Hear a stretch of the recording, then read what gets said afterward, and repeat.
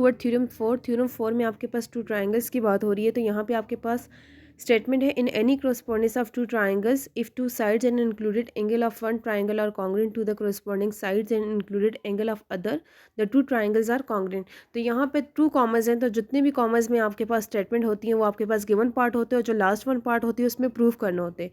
तो यहाँ पे देखें पोस्टुलेट्स की बात हो रही है, कॉन्ग्रुएंसी की बात हो रही है। तो मैंने आपको पहले भी थ्योरम में बताया था कि लाइंस और शेप्स के लिए पॉलीगॉन्स की क्वाड्रिलेटर जो भी होती है उनके लिए अलग आपके पास कॉन्ग्रुएंसी की सिचुएशन होती है, एंगल्स की अलग होती है और ट्राइंगल्स के लिए अलग होती है। तो एंगल्स के लिए ये होता है कि अगर दोनों एंगल का मेजरमेंट सेम होगा तो आपके पास वो एंगल कॉन्ग्रुएंट होंगे। किसी भी शेप्स के लिए अगर आपके पास सेम साइज़ है और सेम शेप में आपके पास कोई भी डायग्राम है या कोई भी शेप है तो इट्स मीन वो कॉन्ग्रुएंट है।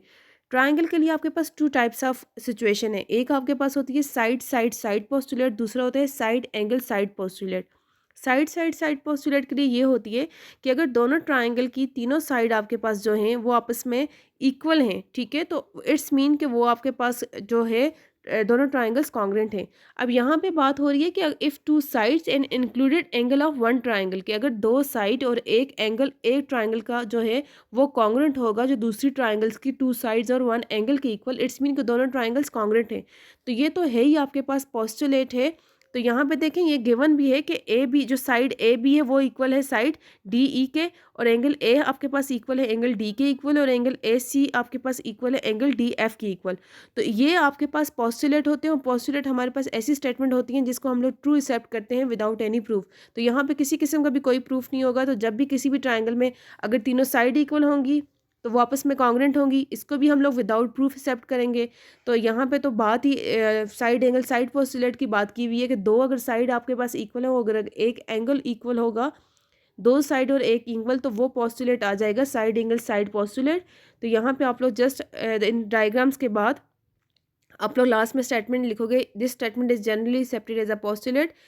पोस्टुलेट की आगे डेफिनेशन दी हुई है, that is true without any proof and this postulate is called side angle side postulate. तो ये साइड एंगल साइड पोस्टुलेट और साइड साइड पोस्टुलेट ट्राइंगल्स के लिए होता है। तो यहाँ पे भी आप लोग गिवन में पहले ये तीनों लिखोगे, साइड एंगल साइड, ये जो गिवन है, ये गिवन की हेडिंग देने के बाद आपने प्रूफ करना है कि angle A B C equal to angle D E F, ठीक है, कॉन्ग्रुएंसी के लिए। और टू प्रूफ में आप लोग ये स्टेटमेंट लिख लोगे, सॉरी आगे फिगर की हेडिंग देके दोनों फिगर ड्रा करोगे और लास्ट में ये स्टेटमेंट लिख लेंगे। So that is your theorem 4। If you have any confusion you can ask after 30 minutes in your subjective group.